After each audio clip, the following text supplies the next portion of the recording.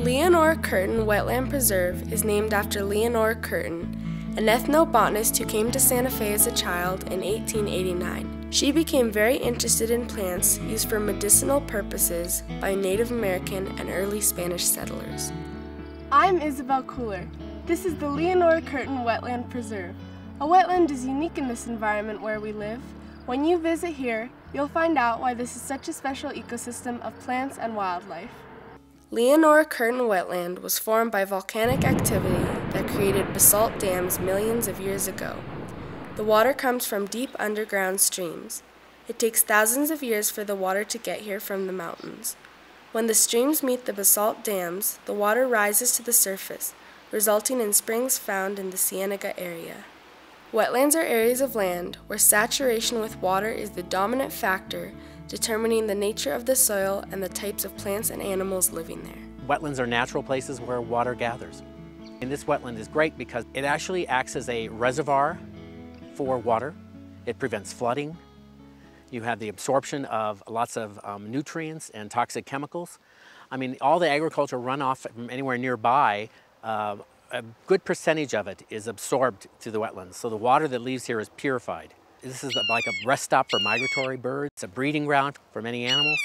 So you get lots of different things growing here and surviving here that you wouldn't anywhere else. There are 3 different life zones at this 35-acre preserve: the transition, riparian, and dry uplands. The life zones blend and don't have defined boundaries. The transition life zone is mostly meadow. The high water table supports the cottonwood trees, the horsetails, and the yerba mansa. Cooper's hawks have raised their babies in the Rio Grande cottonwoods. A riparian life zone is defined as a saturated area located along riverbanks, ponds, or other bodies of water. This life zone is the wettest area of the preserve. Trees and plants that require lots of water grow here. You'll see willows, cottonwoods, water buttercups, and cattails. The 3rd life zone is the dry uplands. Take just a few steps and the land changes from wet to dry. You'll know it's dry because you'll see cholla cacti, chamisas, and junipers, plants that need very little water.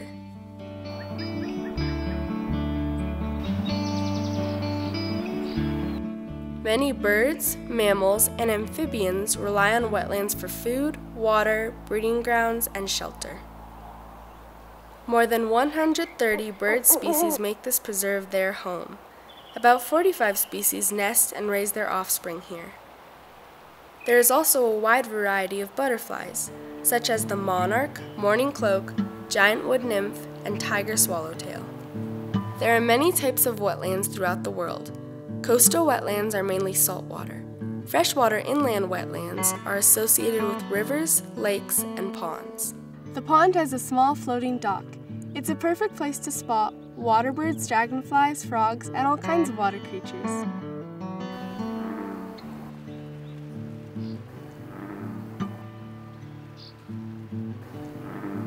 Pond life here at Leonora Curtin is like a lot of oases in the desert or prairie potholes, so it's a rare, scattered source for wildlife to come and drink, but also to come and find bugs to eat. We are one of the best dragonfly diversity places, we meaning New Mexico, due to those isolated ponds. So this is perfect special dragonfly habitat. Hey, welcome to Leonora Curtin Pond. What we're going to do today is catch some water bugs. Whatever water bugs we catch tells us a lot about the health of the pond.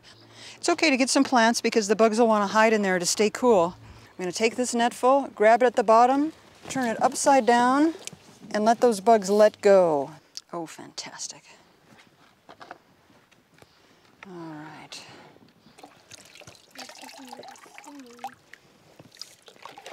And I'm going to pour some in those shallow bins. Oh, but there you go, there. Look at this beautiful tummy. Did you ever touch his beautiful tummy? I want to be sure he has, even that's warm already. Here's some better water to breathe. Oh. Do you guys want to come and see this tadpole before he goes back? So when we identify these bugs, we're going to look on these guides, and you'll be able to look at the body parts. The pond attracts many birds, including ducks, herons, and coots. This standing water, fairly shallow standing water, is great for cattail. Here's a young cattail, and there's those fuzzy ones are from last year. They're going to get really fuzzy. And you can see they're taller than me, so it makes cover for red-winged blackbirds and marsh wrens. So they nest, they build their nest right in here, maybe right in where the old last year leaves are bent over. So it's really important, specific songbird habitat. Phoebes and swallows build their nests nearby and catch flying insects above the water's surface. There is a generous supply of nesting materials: twigs, spider silk, cattail fluff, and thistledown, perfect for a nest to raise a family. By the pond, see how many amphibians you can spot. Look for frogs, garter and bull snakes, dragonflies, and salamanders. Most of the larger mammals can only be seen at night when the preserve is closed, but in the early morning you might see the tracks and scat of coyotes, mule deer, raccoons, and voles. There are 4 trails to explore the wetlands. 2 bridges span the meadow to connect the main and south trails. Volunteers built these trails. They are maintained to make sure they are safe. Look closely on the south trail and you'll see wagon tracks that were made by travelers a very long time ago. Thank you. All right, now let's look at it.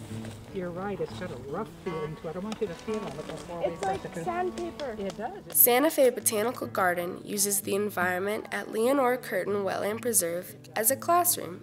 Students take part in hands-on learning experiences that encourage a lifelong interest in science and nature. Good.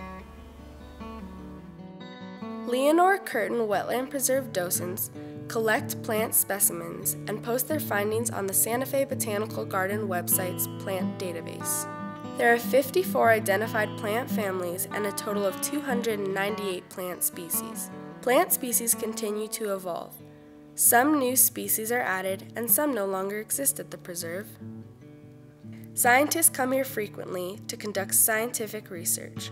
Lots of research to help keep it a healthy wetland for its multiple purposes. It's also known as lizard tail. And Leonora Curtin Wetland Preserve docents lead tours on Saturdays when the preserve is open to the public.